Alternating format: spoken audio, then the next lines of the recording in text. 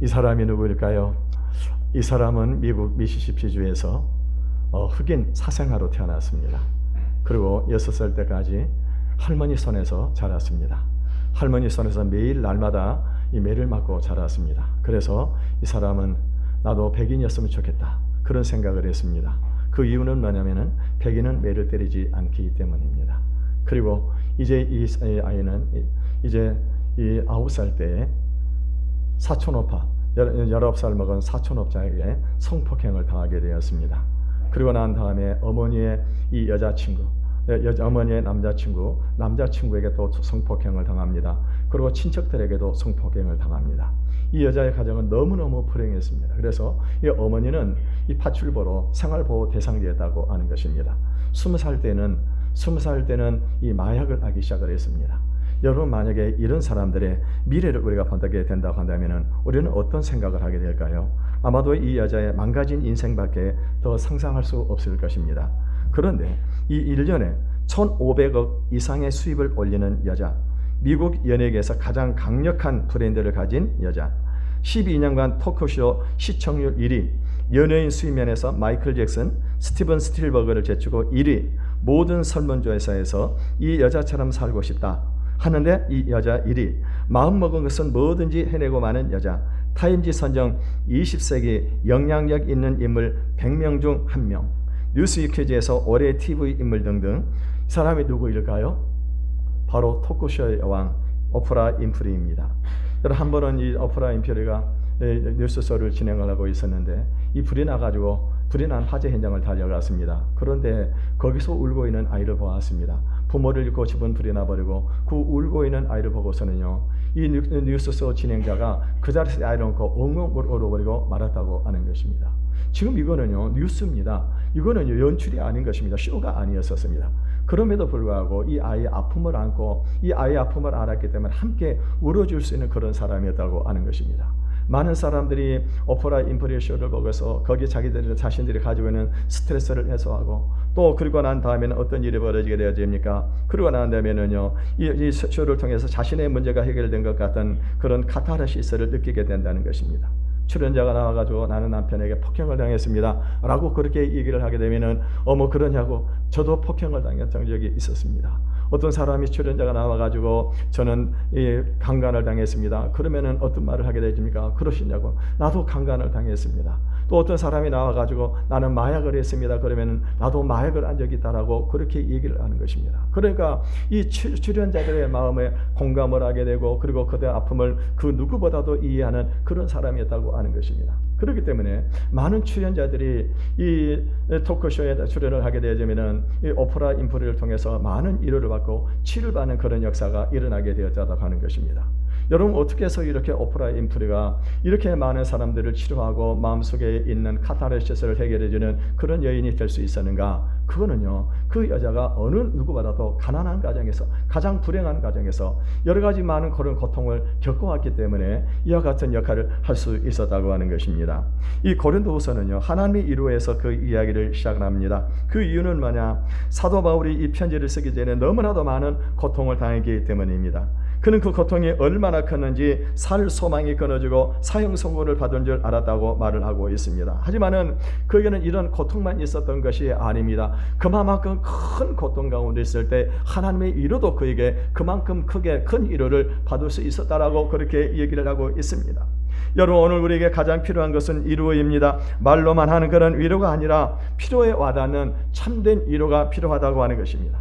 여러분, 오늘 직장을 구하지 못한 청년들, 그리고 이 자녀들의 문제로 말미암아 고통을 당하는 부모들, 병으로 고통을 받는 그런 성도들, 다른 사람들로 학대와 이 멸시를 견딜 수밖에 없는 그런 사람들, 그런 모두에게 위로가 필요하다고 하는 것입니다.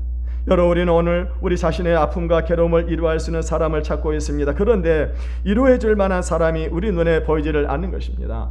여러분, 위로라고 하는 것이 무엇입니까? 위로는요, 고통 가운데 있을 때 그 고통을 함께 나누고 아픔을 나눌 수 있는 그런 사람을 말하는 것입니다. 고통 가운데 있을 때 그 고통에 대해서 자기 고통처럼 이해하고 그것을 도와줄 수 있는 그런 사람이 필요하다고 하는 것입니다. 그래서 우리가 누군가를 위로하려고 하면은 어떻게 해야 되겠습니까? 시간을 손해봐야 되고 물질로 손해를 봐야 된다고 하는 것입니다. 그런데 요즘은 이런 사람을 찾기가 어렵습니다. 그러다 보니까 고통을 당하는 사람의 삶은 고통 그 자체가 된다고 하는 사실입니다. 그런데 사도 바울은요, 우리 모두에게 위로자가 있다고 이렇게 말씀을 하고 있습니다. 그분이 누구실까요? 바로 하나님이십니다. 사도 바울은 하나님의 모든 고통 가운데서 자신을 능히 위로하셨다고 말을 합니다.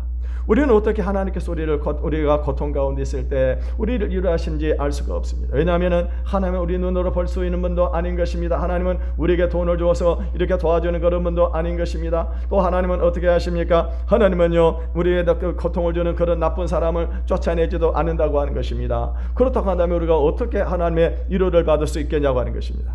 오늘 우리는요, 이 하나님으로부터 위로를 받는 방법을 알아야 우리가 이 고통스러운 삶 속에서 이겨낼 수가 있고 세상을 이렇게 살아나갈 수 있다고 하는 것입니다. 우리는 예수님을 믿고 하나님의 자녀가 되었지만은 이 세상 사람인지 하나님의 나라의 사람인지 우리는 헷갈릴 때가 참 많이 있습니다. 우리는 어쩌면은요, 이 세상과 하나님 나라의 중간지대에 서 있는 것은 아닌가, 우리 정체성에 대해서 모호할 때가 참 많이 있다고 하는 것입니다. 여러분, 왜냐하면은 이 세상을 사는 동안에 주어진 행복이라든가 삶의 조건은 우리가 가진 세상의 지위나 능력에 따라서 결정되기 때문입니다. 그런데 우리는요, 또 다른 믿음의 세계 속에 속해 있습니다. 우리는 세상의 지위라든가 성공, 교회 생활이나 믿음 가운데서 어떤 것이 우리에게 더 유리한 것인지 우리는 알지 못하고 있습니다. 이런 이유로 사도 바울은요, 이 고린도 후서를 썼습니다. 우리는 이 세상에 살고 있지만은 하나님의 백성이고 하나님의 능력으로 살아야 하는 사람이기 때문입니다.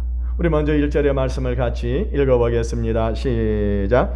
하나님의 뜻으로 말미암아 그리스도의 사도된 바울은 형제 디모데는 고린도에 있는 하나님의 교회와 온 아가야에 있는 모든 성도에게 하나님 우리 아버지와 주 예수 그리스도로부터 은혜와 평강이 있기를 원하노라. 사도 바울 오늘 본문에 보게 되면은요, 고린도와 그 북쪽에 있는 아가야 성도들에게 위로와 이 안부를 전하고 있는 그런 모습을 볼 수가 있습니다. 여러분, 우리가 생각할 때 우리는요, 하나님의 말씀만 있으면 되지 무슨 이 안부 인사가 필요한가라고 생각이 되어질 때가 참 많이 있다고 하는 것입니다. 그런데요, 여러분, 우리 사람이라고 하는 것은 너무나 약한 그런 존재이기 때문에 다른 사람이 주는 이 작은 인사 한마디를 가지고도 우리는 굉장히 힘을 얻을 때가 있는 것입니다. 또 어떤 경우는요, 다른 사람이 무심결하는 그 말 때문에 우리가 상처를 받고 살아갈 때도 있다고 하는 것입니다. 그래서 여러분, 이처럼 우리는요, 믿음도 중요하지만 별것 아닌 것 같은 인사가 우리의 이미지를 완전히 다르게 바꾸게 되는 것입니다. 여러분, 예수님은요, 이 인사의 중요성에 대해서 이 말씀을 하신 바가 있었습니다. 마태복음 5장 7절을 같이 읽어보겠습니다. 시작. 또 너희가 너희 형제에게만 문안하면 남보다 더하는 것이 무엇이냐? 이방인들도 이같이 하지 아니하느냐? 우리 예수 믿는 사람들은요, 우리가 하나님과 관계 속에서만 삶을 생각하다 보니까는요, 우리는 늘 어떤 생각을 하게 되느냐? 다른 사람에 대해서 신경을 쓰지 않고 그러고 살아가는 그런 모습들을 보게 되어집니다. 그러다 보니까 어떻게 합니까? 다른 사람들에게 인사도 하지 않고요, 그리고 자기 나름대로 삶을 살려고 하다 보니까 어떤 일이 벌어지게 되면 다른 사람들에게 오해를 받는 그런 일들이 참 많이 있다고 하는 것입니다. 그래서 여러분, 우리가 다른 사람한테 인사를 하지 않으면 어떤 다른 사람이 어떤 생각을 하게 될까요? 저 사람 나하고 무슨 감정이 있나? 나하고 내가 뭐 잘못했나? 그런 생각을 할 수도 있고요. 우리가 인사도 하고 이렇게 이 무표정한 그런 생각을 하고 있다 보기엔 어떻게 하게 될까요? 저 사람 참 무서운 사람이겠다는 그런 생각을 가질 때가 참 많이 있다고 하는 것입니다. 그런데요, 여러분요, 이 하나님의 백성은 또 고생도 많이 하고 연단을 통과하면서 얼굴이 이렇게 굳어지기도 하고요, 또 말이 없어지기도 하기 때문에 다른 사람들에게 무서운 인상을 줄 수 있다고 하는 것입니다. 그런데 우리 하나님의 백성들이 이렇게 한번 이 말을 붙여보게 되면 어떻게 합니까? 마음도 따뜻하고 겸손하고 그리고 생각도 아주 깊고 웃을 때 보게 되면은 너무너무 매력이 넘치는 그런 모습들을 볼 수가 있는 것입니다. 여러분, 우리가 예수 믿는 사람이 다른 사람의 미움이라든가 오해를 많이 받는 것은요, 사교적이지 못해가지고 그런 경우들도 많이 있습니다. 다른 사람에게 웃거나 인사를 그래서 우리가 어떻게 합니까? 우리 예수 믿는 사람은요, 의무적으로 다른 사람들에게 인사를 하시기 바라겠습니다. 적극적으로 우리가 다른 사람에게 인사를 해야 되는 겁니다. 우리 옆 사람한테 인사를 이렇게 해볼까요? 옆자리에 앉아주셔서 감사합니다. 권사님 힘내세요. 권사님 힘내서 한번 인사해 보세요. 권사님 힘내세요. 여러분, 우리가 이렇게 하나님 관계만 생각하면서 늘 주눅이 들어가지고 살아갈 때 다른 사람하고 잘 사귀려고 하지도 않습니다. 그런데 하나님이 우리에게 은혜를 주시고 자신감을 주시게 되면은 이 적극적인 그런 마음이 생기면서 어떻게 합니까? 사람에게 웃기도 하고 인사도 잘하게 되는데 그런 모습들이 얼마나 매력적으로 보이는지 우리가 알 수가 없는 것입니다. 이 사도 바울은 자신이 사도가 된 것에 대해서 오늘 본문에 보면은 하나님의 뜻으로 말미암아 그리스도 예수의 사도가 된 바울이라 하면서 자기의 사도권에 대해서 굉장히 강조하고 있는 모습을 볼 수가 있습니다. 이 사도 바울이 지금요 이 고린도 교회에서 이렇게 집착을 하고 있는 이유가 뭔가? 그거는 어떤 자기 야망이라든가 자기 욕심 때문이 아니라고 하는 것입니다. 그거는 뭐냐? 하나님께서 자기에게 주신 이 사도권 때문에, 그래서 이 고린도 교회에 대해서 이렇게 이 집착을 하고 있는 그런 모습을 볼 수가 있는 것입니다. 여러분, 만약에 사도 바울에게 어떤 이런 영적인 어떤 권위를 주시지 않았다고 한다면은 고린도 교회들이 그런 지경으로 나오게 되어진다고 한다면은 사도 바울은 어떻게 할까요? 그래, 나도 아실 것이 없다. 내가 뭐 때문에 당신들에 가서 그렇게 애를 쓰고 가가지고 복음을 전하고 그리고 이렇게 편지까지 써야 되냐고 그렇게 이 생각을 할 수도 있을 것입니다. 여러분, 사역을 하다 보면 어떤 경우는 너무나도 속을 썩이는 그런 사람들이 있습니다. 그런 사람에 대해서 아이고 내가 당신한테 뭐 아쉬울 게 뭐가 있겠냐고, 당신 없어도 얼마든지 교회는 유지가 될 수 있다라고 그렇게 생각한다면 이것은 천만의 말씀인 것입니다. 여러분, 부모는 절대로 자식을 잊어버릴 수가 없는 것처럼요, 목회자는 어떤 마음을 가지고 있느냐, 절대로 성도들 잊어버릴 수가 없는 것입니다. 그래서 목회자는 어떤 생각을 가져야 되는 것입니까? 하나님께서 가라고 하면은 10번이라도 그 사람을 찾아가야 되는 것입니다.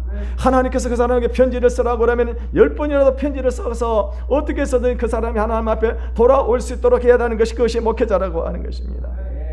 여러분, 우리는 이 세상에 사는 동안에 이 세상의 지위가 중요한지 아니면은 하나님의 영적인 권위가 중요한지를 모르면서 이 세상을 살아가는 경우들이 참 많이 있습니다. 사실 여러분, 우리는 이 세상을 살아가면서 세상에 힘이 있어야 그래야 전쟁도 하게 되고 공사도 하게 되고 힘이 있어야 돈도 벌을 수가 있는 것입니다.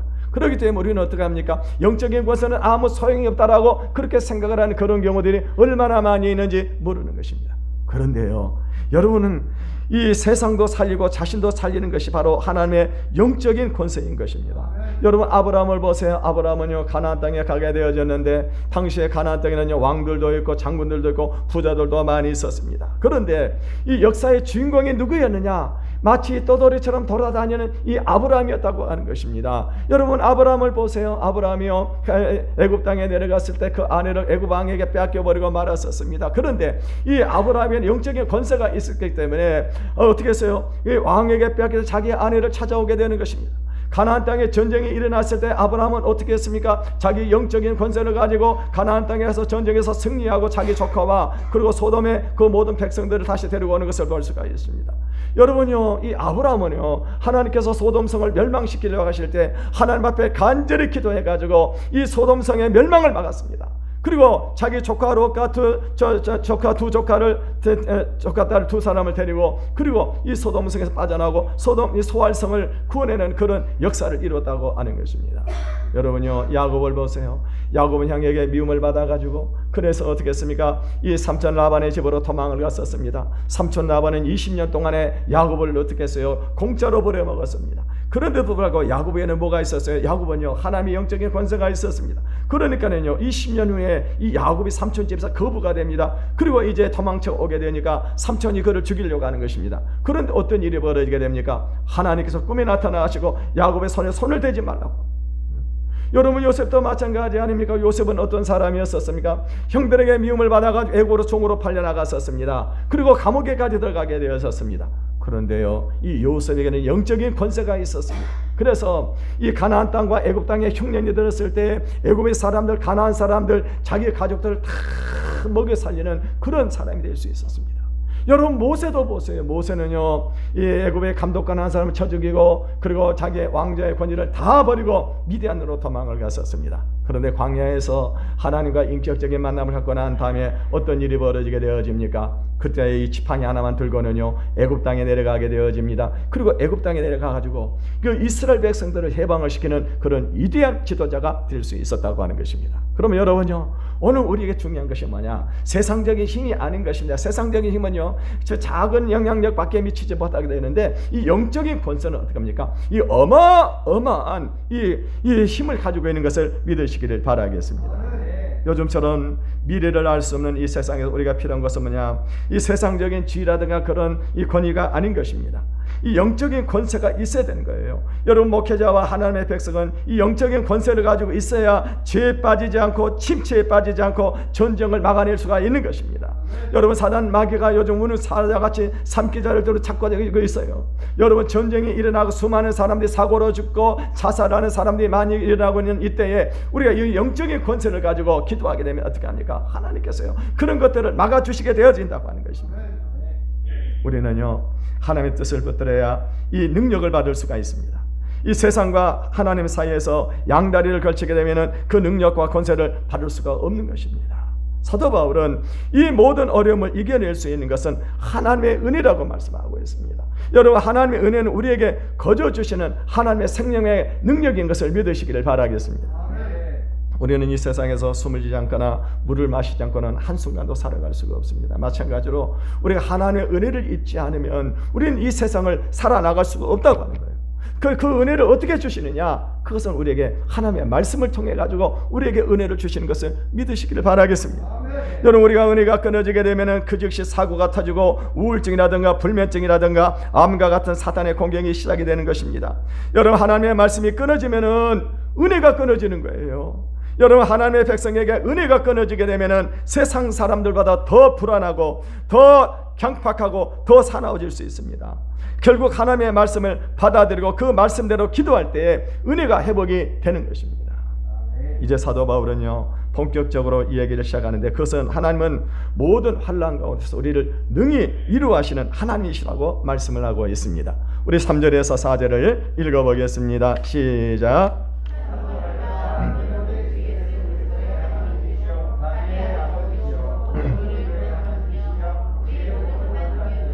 우리를 이루하사 우리로 하여금 하나님께 받은 이르로서 모든 환난 중에 있는 자들을 능히 이루어 계시는 이시로다. 여러분, 이 이루라고 하는 것은 고통과 관계가 있는 것입니다. 다시 말하면 사람은 몸이 다치거나 병들면 고통을 받게 되고 그때 이루를 받으면 고통이 들어들게 되는 것입니다. 그런데 사람에게 육체 고통보다 더 큰 것이 뭐냐? 이 마음의 고통이라고 하는 겁니다.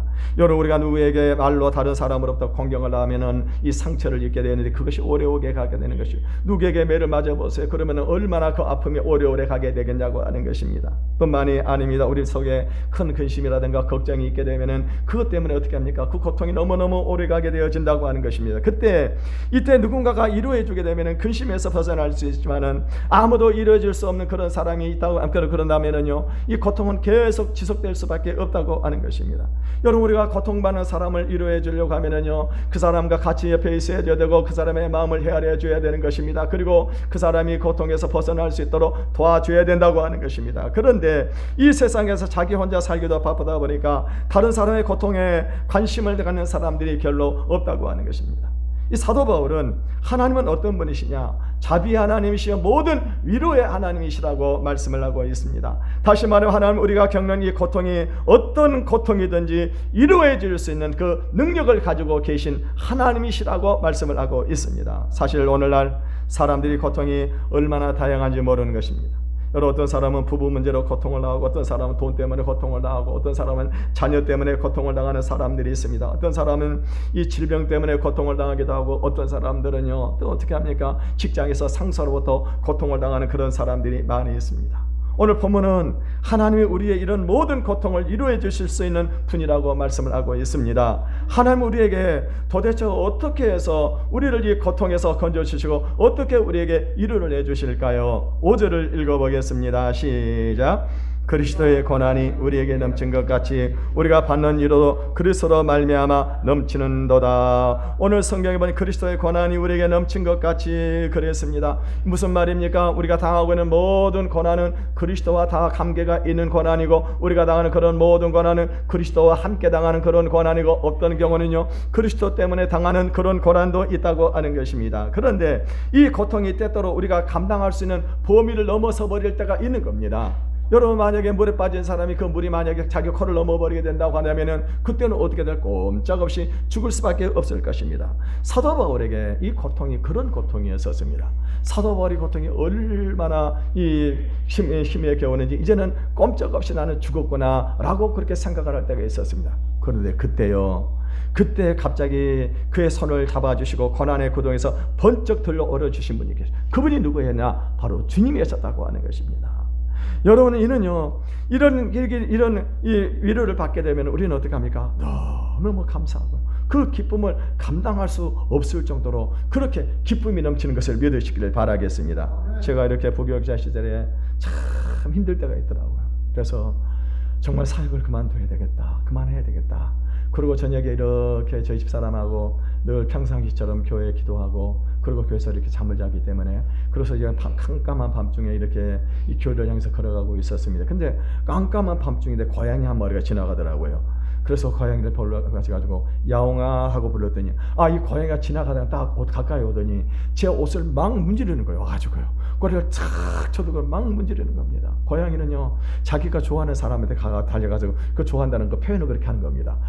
세상에, 고양이를 통해 가지고 위로를 받아봤어요.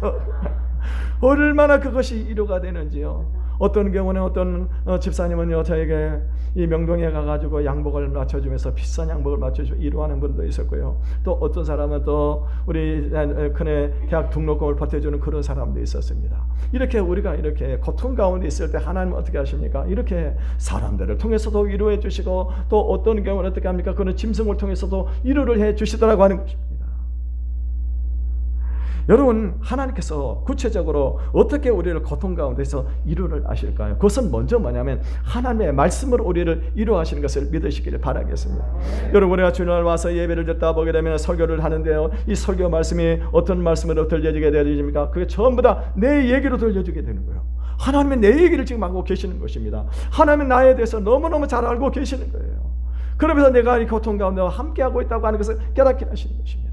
그럴 때 여러분, 우리가 얼마나 힘이 나고 얼마나 마음이 기쁨이 넘치는지 모르는 것입니다. 여러분, 하나님은 수많은 지혜의 말씀을 우리를 무장을 시켜주시고, 고통받는 성도가 혼자 기도하거나 찬송하고 있을 때 성령이 부어지는 그런 체험을 하게 되는 것입니다. 여러분, 마치 예수님이 변화산에서 이 영광스럽게 변화가 되어졌듯이 우리가 이 고통 가운데 하나님 앞에 나와서 기도하고 찬송하고 말씀을 듣다 보게 되면 하나의 영광의 그 빛이 우리 안에 가득 채워지는 그런 느낌을 받을 때가 있다고 하는 것입니다. 이 사도 바울은 이 아시아에서 엄청난 환난을 당했습니다. 고린도전서 11장 24절에서 27절을 읽어보겠습니다. 시작. 유대인들에게 40에 하나 감암매를 5번 맞았으며 3번 태장으로 맞고 1번 돌로 맞고 3번 파산하고 일주야를 깊은 바다에서 지냈으며 여러 번 여행하면서 강의 위험과 강도의 위험과 동족의 위험과 이방인의 위험과 신의 위험과 광야의 위험과 바다의 위험과 거짓 형제 중에 위험을 당하고 또 수고하며 애쓰고 여러 번 자지 못하고 줄이며 목마르고 여러 번 굶고 춥고 헐벗었노라. 여러분, 사도 바울의 왜 이 같은 고난을 당해야만 했었습니까? 사도 바울은 오직요 하나님께서 주신 그 사명 복음을 전하는 일을 위해서 이와 같은 고난을 당했어요. 오늘 성경에 보면 40에 하나 감암매를 5번 맞았다고 그랬어요. 이 40대까지 때리면 사람이 죽습니다. 그렇기 때문에 사람이 죽지 않을 정도로 때리는 것이 40에 하나 감암매입니다. 그래서 5번 맞았습니다. 3번 태장을 맞았어요. 이 태장은 뭐냐? 이 해초리 끝에다가 이 금속을 붙여가지고 그것으로 때리는 것입니다. 이것 맞아가지고 죽는 사람들이 참 많았었습니다. 심지어는 사도 바울은 돌에 맞아서 죽었어요. 죽었다가 살아나기도 했었습니다. 오늘 그 밖에도 사도 바울은요, 너무너무나 더 많은 고통을 당했었습니다. 너무너무. 그래서 사도 바울은요, 나는 날마다 죽는다라고 말을 했습니다. 여러분, 사람이 어떻게 날마다 죽을 수 있겠냐고 하는 것입니다. 이런 불안과 이계 가운데 어떻게 그의 신경이 건드려낼 수 있고 그 스트레스를 어떻게 감당할 수 있었냐고 하는 것입니다. 이런 고통을 이겨냈기 때문에 이 사도 바울이 위대한 인물이 될 수 있었습니다. 그런데 하나님께서는요, 그런 고통 가운데 있을 때 하나님께서는 여러 가지 방법, 여러 가지를 동원시켜가지고 사도 바울을 어떻게 했었어요? 위로해 주셨습니다. 일어설 수 있게 해 주셨다고 하는 것입니다. 사도 바울은 고린도 교인들이 이런 고난을 당하리라는 것을 알고 있었습니다. 물론 그들의 고난은 사도 바울의 고난과는 비교가 되지 못합니다. 그런데 사도 바울이 고난 중에서 승리한 이야기는 분명히 고린도 교인들에게 큰 위로가 되었다고 하는 것입니다. 6절의 말씀을 읽어보겠습니다. 시작. 우리가 환난을 당하는 것도 너희가 위로와 구원을 받게 하려는 것이요 우리가 위로를 받는 것도 너희가 위로를 받게 하려는 것이니 이 위로가 너희 속에 역사하여 우리가 받는 것 같은 고난을 너희도 견디게 하느니라. 여러분, 사도 바울이 겪었던 이런 고난, 이런 위로가 어떻게 고린도 교회, 저 멀리는 고린도 교인들에게 위로가 될 수 있겠냐고 하는 것입니다. 그거는 뭐냐면요, 바로 이 말씀이 동일하게 역사하기 때문인 것입니다. 오늘 이 말씀을 듣는 우리 성도들에게 하나님의 기적이 나타나게 될 것을 믿으시기를 바라겠습니다. 고통은 우리를 절망하게 하는 것이 아닙니다. 고통은 우리에게 기대감을 갖게 하는 것입니다. 여러분, 하나님께서 놀라운 것으로 우리를 위로하시라고 믿기 때문인 것입니다. 사도 바울은 자신의 믿음의 싸움이 얼마나 처절했는지를 이렇게 말씀을 하고 있습니다. 8절에서 9절을 읽어보겠습니다. 시작. 형제들아, 아시아에서 당한 환난을 너희가 모르기를 원하지 아니하노니 힘에 겹도록 심한 고난을 당하여 살 소망까지 끊어주고 우리는 우리 자신이 사형 선고를 받은 줄 알았으니 이는 우리로 자기를 의지하지 말고 오직 죽은 자를 다시 살리시는 하나님만 의지하게 하려 하심이라. 사도 바울이 아시아에서 얼마나 고통을 당하는지는 꼼짝없이 죽었구나, 이제는 살 길이 없구나 라고 그렇게 생각을 했었습니다. 그래서 사도 바울은 어떻게, 이제 나는 사형 선고를 받았구나, 사형이다, 이제 끝났다, 인생의 모든 것이 끝났다 라고 생각을 했었습니다. 그런데요, 오늘 성경에 보니까 이는 우리로 자기를 의지하지 말고 오직 죽은 자를 다시 살리시는 하나님만 의지하게 하십니다. 그런 고난 가을 때 자기를 의지하지 말고 누구를 의지하도록 하고 하나님만을 의지하도록 하도록. 제가 영성훈련을 받으면서 여러분 그 최일도 목사님하고 얘기를 직접 들었습니다. 이 최일도 목사님이 이 독일에 신학대학을 졸업을 하고 그리고 독일로 유학을 가려고 했었습니다. 그런데 유학을 준비해 돈이 좀 있었는데 청량이 써보게 되니까 너무나 가난한 사람들이 먹지 못하고 굶주리는 그런 사람이 있었습니다. 그래서 이 사람들에게 이 밥을 사주었습니다. 그랬더니 이 사람들이 힘을 얻는 것입니다. 그러고 난 다음에요, 보니까 주변에 많은 사람들이 있어가지고 그 사람들을 돕기 시작을 했었습니다. 그리고 1993년도에는 이 선배로부터 어떻게 도움을 받아가지고 이제 이 상가 빌딩을 하나 얻어가지고 교회를 개척을 했습니다. 그리고 이 사람들 돌보게 되어졌는데 어느 날 아침에 출근을 다 해서 보니까는요, 이 계단을 올라가게 되어지는데 계단에 가서 올라가 보니까 누가 거기다 똥을 싸놓고 있는 것입니다. 조금 더 올라가서 보니까는요, 거기에다가 누가 구토를 해놨는데 이 구토를 해놓고, 그래서 이 또 구토를 해놓고 사람들이 거기에 이 노숙자들 이런 사람들 누워 있는 것입니다. 성 본당을 딱 들어가서 보니까는 사람들이 여기저기 다 누워가 술에 취해가지고 누워 있는데 어떤 사람은 싸우고 머리가 터져가 피가 낭자하게 난리가 나버린 거예요. 난리가 나버린 것입니다. 이 최일도 목사님이 너무 실망을 해가지고, 하나님 이제 두 번 다시 나 청량이 안 옵니다. 그러고는요, 이 형사한테다 이 뒷처리를 맡기고는요, 무턱대고 청량역으로 달려갔습니다. 왜 달려가느냐? 저 춘천 가가지고 잠깐 이렇게 이 머리를 좀 식혀야 되겠다 생각을 하고, 그리고 청량역으로 무조건 달려갔습니다. 그래가지고 이 달려가가지고 그 무턱대고 가서 기차를 하나 탔습니다. 이 사람은 춘천으로 가려고 그랬는데요, 이 태백으로 가는 그 열차를 타게 되어졌는데 가다 중간에 검표를 하게 되어졌습니다. 근데 사실 자기가 돈이 한 푼이 없어가지고 표를 사지 못한 거예요. 그래가지고 검표원한테 걸려가지고는요, 이 용문산역에서 내리게 되었다고 하는 것입니다. 용문산역에 내려가가지고 그래가지고는 거기서 이제 이 터벅터벅 산 깊은 곳으로 올라가게 되어지는데 혹시라도 주변에서 누가 나를 쳐다보지 않겠나 그런 생각이 들더라고 하는 것입니다. 그래가지고 그 용문산에 올라가지고 그 산에 올라가가지고는요, 3일 동안 굶주리면서 하나님 앞에 울면서 부르짖어서 기도를 했다고 하는 거예요. 3일 동안 굶주리면서 기도를 하고 나니까는요, 어디선가 밥 냄새가 솔솔 나더라고 하는 거예요. 여러분, 사람이 이렇게 한 3일 정도 굶어보세요. 이 코가 아주 개코가 되는 것입니다. 그래서 그 냄새가 나는 쪽으로 따라가서 보니까는요, 어떤 할아버지가 텐트를 쳐놓고 거기서 밥을 하고 짓고 있더라고 하는 것입니다. 그래서 할아버지한테 밥을 좀 얻어 먹으려고 이렇게 가까이 다가갔더니 할아버지가 뭐라고 말하면 너 도둑놈이지? 그러더라고 하는 거예요. 순간에 자기 마음을 들킨 것 같아가지고 들어서 딱 가려고 그러니까는요, 할아버지가 뭐라고 얘기하냐면은 나 그렇게 야방을 그런 사람 아니다. 그러니 너 여기 와서 밥 먹고 밥 한 그릇 먹고 그리고 청량리로 가라고 그러더라고 하는 것입니다. 그래서 아니 청량리요? 그 청량리는 왜 그랬더니 거기 가면 최일도 목사라고 하는 사람이 있는데 거기 가서 밥 얻어 먹고 다시 새 힘을 먹고 인생을 새롭게 살라고 그러더라고 하는 거예요. 그 소리를 듣는 순간에 그 음성이 하나님의 음성으로 들려지더라고 하는 겁니다. 그래가지고 이제 무턱대고 내려왔습니다. 그래가지고 청량리로 가려고 하는데 청량리에 돈이 없으니까 차비가 없는 겁니다. 그래서 거기 영무원에 가가지고는요, 이 표 하나만 달라고 구걸을 했다고 하는 것입니다.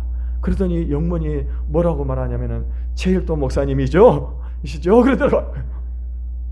그러면서 봉지를 하나 주는데 그 안에 보니까는요, 김밥 하나하고 그리고 사이다가 한 병이 딱 들어있더라고요. 그러면서 그 영문이 뭐라고 말하면, 목사님 힘내시고 좋은 일 많이 하시기 바랍니다라고 그렇게 얘기를 하더라고요. 그전에는요, 이 하나님의 이루를 받기 전에는 청량리가 온통 어둑칙칙하고 그리고 수양바다는 쭉 내려자고 힘이 없었는데요, 그 하나님의 이루를 사람을 통해서 받고 나니까는 그 다음에 어떤 일이 벌어지게 되냐, 청량리에 가서 보니까는 그렇게 축 늘어져 있던 그 수양벌들이 그렇게 형이 되어가지고 춤을 추고 있더라고 하는 것입니다. 그렇게 칙칙하다 하늘, 그렇게 맑고 그렇게 밝고 그렇게 아름다운 도시더라고 하는 것입니다. 그래서 이 하나님의 이르를 받고 이 최일도 목사님 파포 사역을 계속해서 진행할 수 있었다고 하는 것입니다. 여러분, 우리 예수 믿는 사람은 절대로 죽으라고 하는 법이 없는 것입니다. 하나님께서 어떻게 하십니까? 하나님께서 우리에게 말씀으로 일을 하시고 사람을 통해서도 우리에게 일을 해주시기 때문인 것입니다. 이 사도 바울은 앞으로 하나님이 사망에서 우리를 살리실 거라고 약속을 하고 있습니다. 10절을 읽어보겠습니다. 시작.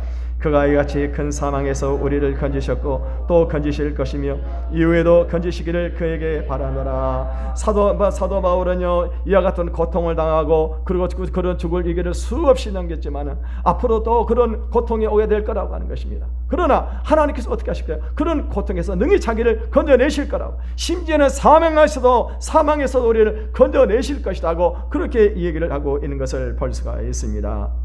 여러분, 우리 모두에게는 반드시 살 길이 있다는 뜻입니다. 우리는 저마다 살 길이 있고 우리 모두는 아름답게 살아갈 수가 있습니다.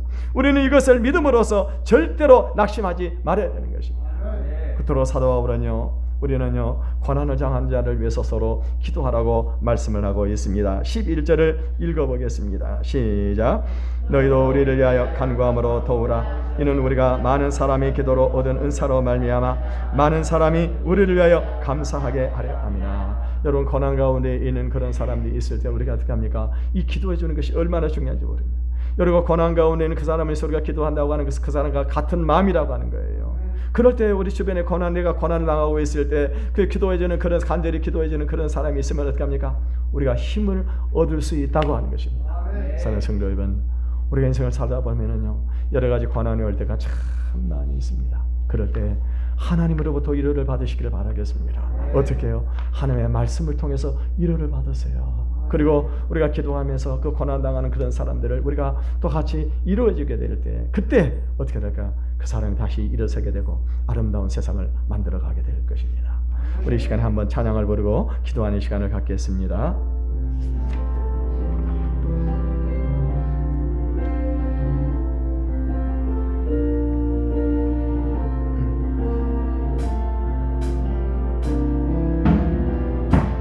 약할 때 강함 대신에 나의 보배가 되신 주 나의 모든 것, 주 안에 있는 보물을 나는 포기할 수 없네. 주 나의 모든 것, 예수 어린 양 존귀한 이름, 예수 어린 양 존귀한 이름, 십자가 제사하셨네. 주님의 이름 찬양해. 주 나의 모든 것,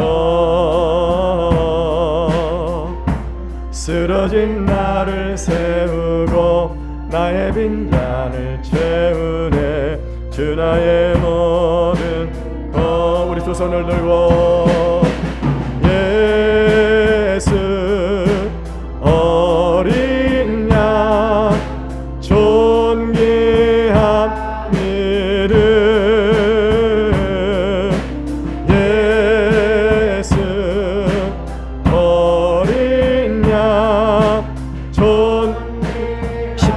제사하셨네. 다시 부르면 십자가 제사하셨네. 주님의 이름 찬양해. 주 나의 모든 것. 쓰러진 나를 세우고 나의 빈잔을 채우네. 주 나의 모든 것. 예수 어린 양 존귀한 이름. 예수 어린 양 존귀하니. 예수 어린 양. 예수 어린 양 존귀한 이름. 예수 어린 양 존귀한 이름. 사는 성도, 우리는 험하고 이 각박한 세상을 살아갈 때 하나님의 위로가 절대적으로 필요합니다. 이 시간에 우리가 기도할 때 하나님 우리에게 위로해 주셔서 세상을 이기게 도와주시고 다시 일어설 수 있는 힘을 공고해 주시기를 원합니다. 특별히 자녀를 잃고 슬픔에 있는 우리 왕순이 권사님을 위해서 기도를 부탁을 드리겠습니다. 우리 권사님이 위로를 받고 새 힘을 얻고 주신 사명을 잘 감당해서 이번 일을 통해서 가정의 구원의 역사가 일어날 수 있게 달라고 우리 주여 이를 청하고 통성으로 기도하겠습니다. 주여